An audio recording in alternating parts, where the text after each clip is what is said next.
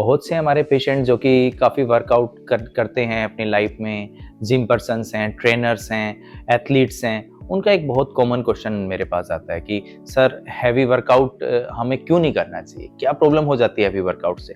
सब डॉक्टर तो बोलते हैं, हार्ट वाले डॉक्टर भी बोलते हैं कि भाई वर्कआउट करोगे तो हेल्थ ज़्यादा अच्छी रहेगी। तो हेयर में ये क्या प्रॉब्लम करता है?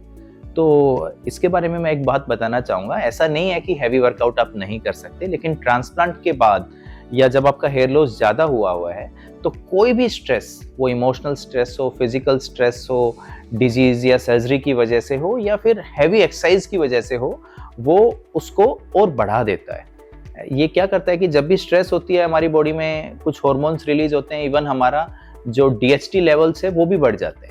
तो या तो आप उसको बैलेंस कीजिए, अच्छे से मेडिटेट कीजिए, एनारोबिक ज़्यादा है तो उसके साथ एरोबिक भी कीजिए, गैप दे के रेस्ट अच्छे से लीजिए। नहीं तो हैवी एक्सरसाइज से डीएचटी बढ़ जाएगा आपका, अदर हार्मोन्स, कई बार स्ट्रेस से कोर्टिकोस्टेरॉइड भी रिलीज होते हैं। और कुछ लोग जो एथलीट्स हैं या हैं जो अपने एनहेंसर्स या कुछ स्टेरॉइड्स भी यूज़ करते हैं, उनको भी स्पेशली ध्यान रखना चाहिए।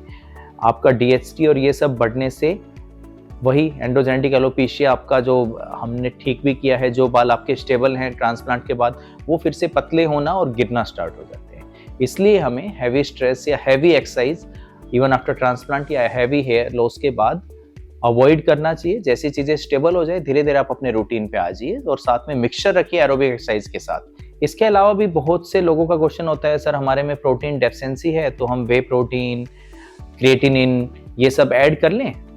तो देखिए, पहली बात मैं यही बताना चाहूँगा, जितना हो सके नेचुरल डाइट से अपना प्रोटीन पूरे करने की कोशिश करो। जो नॉन वेजिटेरियन ले लेते हैं ईजिली नॉन वेज के साथ, एग्स वो ले सकते हैं रेगुलरली। जो वेजिटेरियन है मिल्क ले सकते हैं, स्प्राउटेड चने आप ले सकते हैं, वे प्रोटीन भी आप ले सकते हैं पर थोड़ा बैलेंस में, ये हेल्प करेगा। जिनका प्रोटीन काफ़ी डेफिशिएंट है, इतनी जल्दी हो कि बाकी चीज़ों से पूरा नहीं होगा, तो उन्हें बाकी प्रोटीन, वे प्रोटीन, इसके अलावा नेचुरल प्रोटीन पे भी पूरा फोकस रखना है। तो आजकल बहुत सारे वेज प्रोटीन भी आने लगे हैं, उनकी तरफ जा सकते हैं। वेज कोलेजन्स जो आते हैं वेजिटेरियन, उनकी तरफ जा सकते हैं यदि वो ये नहीं लेना चाहते। तो आप डेफिनेटली प्रोटीन ऐड कीजिए, ये बहुत ज़रूरी है आपके हेयर लॉस में, हेयर ट्रांसप्लांट के रिजल्ट्स को भी बेटर करने के लिए। और अपने रूटीन का पार्ट इसे बनाइए। और सर्जरी या किसी भी चीज़ के तुरंत बाद तो डेफिनेटली आपको प्रोटीन की तरफ जाना चाहिए। ज़रूरी नहीं वो वे प्रोटीन या फिर आपको बाजार से खरीद के मिले, नेचुरल ज़्यादा से ज़्यादा होना चाहिए।